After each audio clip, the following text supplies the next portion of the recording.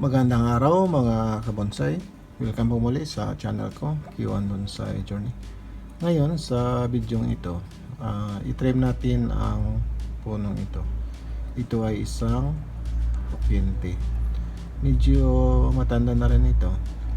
Kaya dinidevelop ko na ang mga pads nito. Tingnan natin yung kanyang ilalim. Ito yung kanyang ilalim. Iikot natin.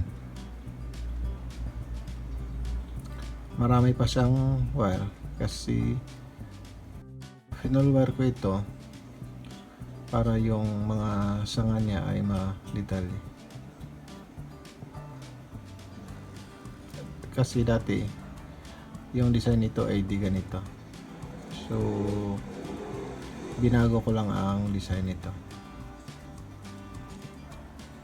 Mula nang binago ko ang design nito, mga ilang buwan pa lang. So ngayon, dinedevelop na natin yung mga pads nito.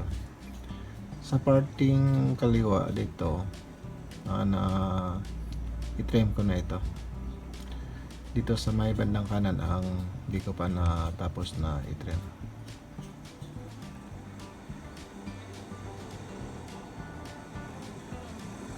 Ang maganda dito sa pukyente ay yung kanyang bark. Kapag matanda na siya ay maganda yung kanyang bark.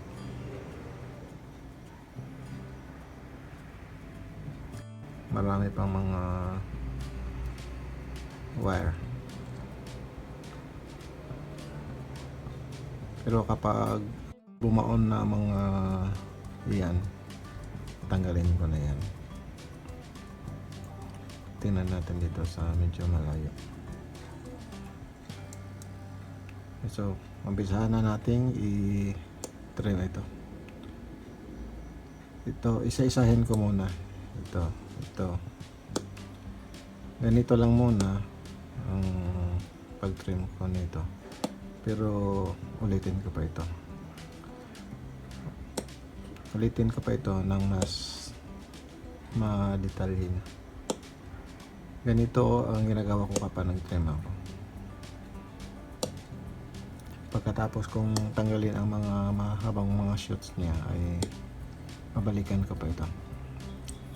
Kasi ihiwalay ko itong mga pads nito. Kasi mapapansin natin yung pads nito ay sobrang malaki. Tanggalin lang muna natin itong sa may ilalim niya. Linisin natin ito. Tanggalan natin ng mga dahon na nasa ilalim at saka yung mga shoots na pumailalim. Tanggalin natin para malinis siyang tingnan.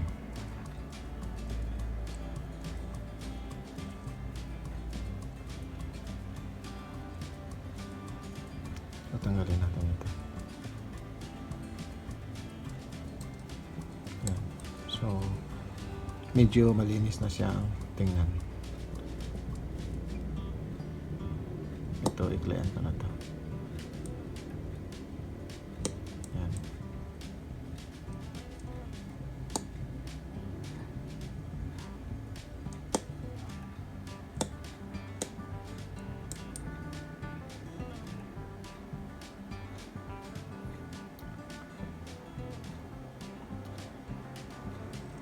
Tingnan natin yung kanyang ilalim. Yan. So may tanggalin ako dito. Ito tanggalin ko na ito. Di ko naman to magamit dahil nasa ilalim to. Mamamatay rin ito. Yan.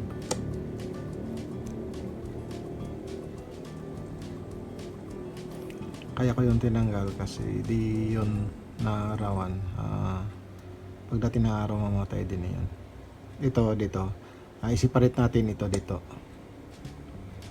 Isa itong pad na nakaseparate sa buong pad. Kanina kasi kapag tinignan natin parang isang pads na ito dito, kaya i-separate natin niya. Ayan, na-separate na natin.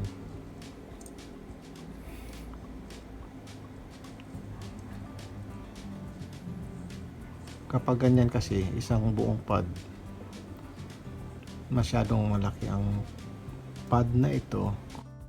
I-compare natin sa laki ng kanyang trunk, laki ng puno. So di siya bagay, di siya proportion, dahil maliit ang kanyang trunk pero malaki yung kanyang mga pads.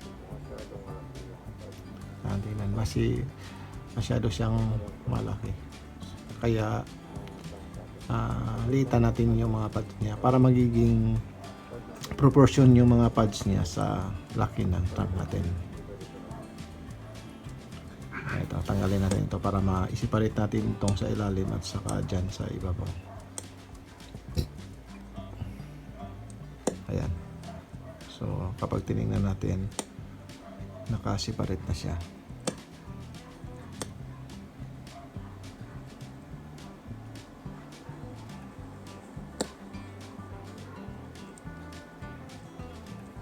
Ayan.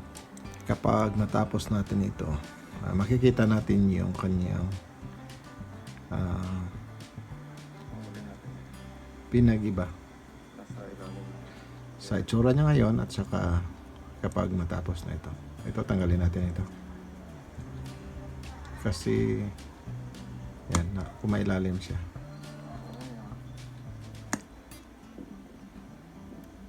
Ito.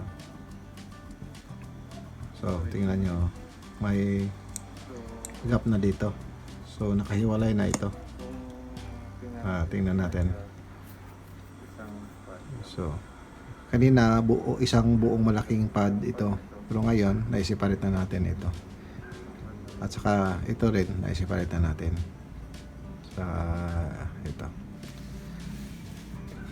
Linisan natin, tanggalin natin ito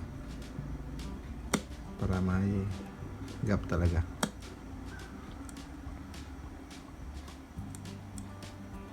Ayan.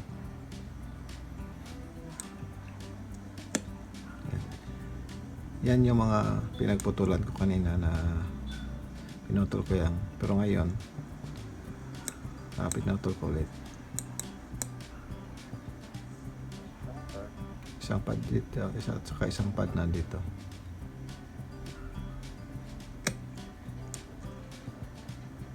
At saka dito isa ring pad dito sa bandang ilalim. So bali magiging apad na mga pads ito dito. Yan. I-separate natin yan para lumait yung kanyang pads.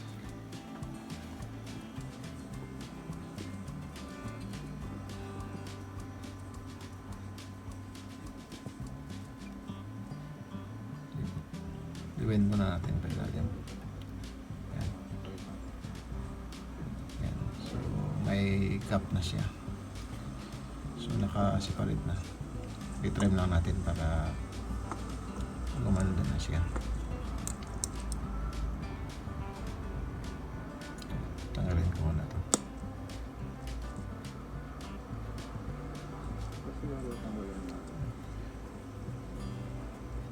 Tanggalin natin ito.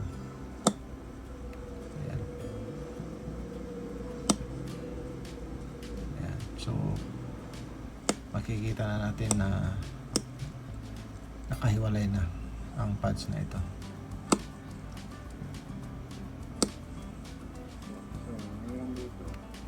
Ngayon dito sa itaas, yan, isang pads din yan, pad din yan. Ito iitin ko ngayon papunta dito. Dito i-wire ko tayo.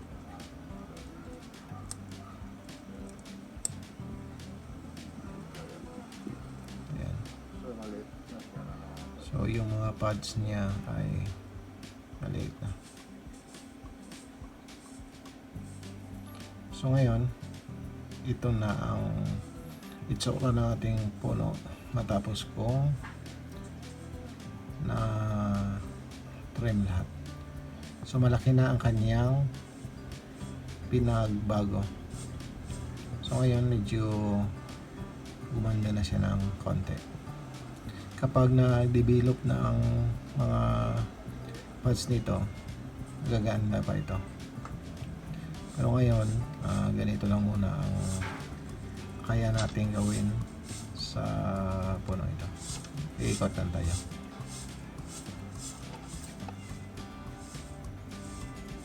Ito yung kanyang top.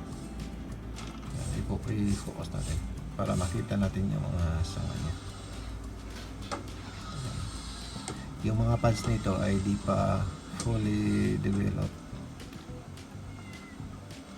Kaya gaya na sinabi ko kanina, binago ko ang design nito. Di ganito ang design nito dati, kaya binago ko. So bago ko pa lang nabago, kaya yung mga pads nito ay di pa fully developed. Ito yung kanyang right. Tingnan natin sa ilalim. Yan ang kanyang ilalim.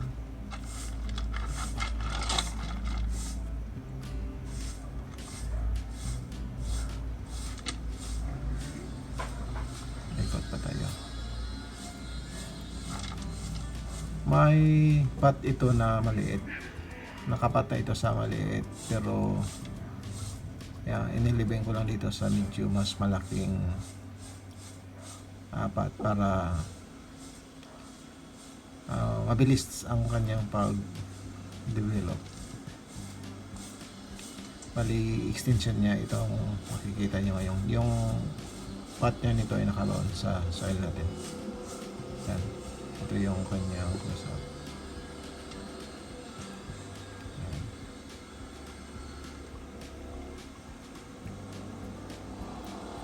Right side view ito.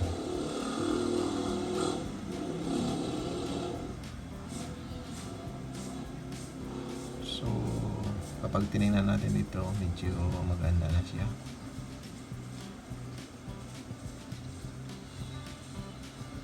Ito yung close up niya.